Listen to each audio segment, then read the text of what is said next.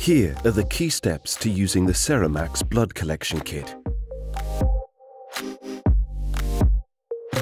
First, lay out the materials that came with the kit. You'll need the alcohol swab, the lancet for drawing blood, and the blood card. Be sure to print your name and date on the blood card. Do not touch the surface of the filter paper.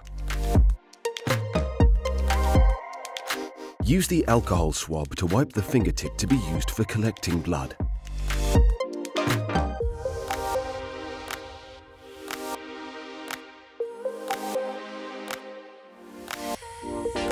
Twist off the cap from the lancet and position the end against the inside of your fingertip.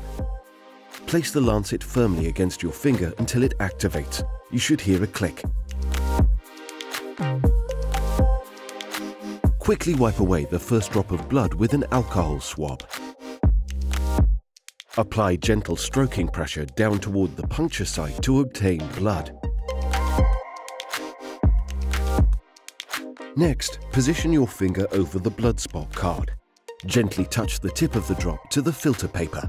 Do not press your finger against the filter paper.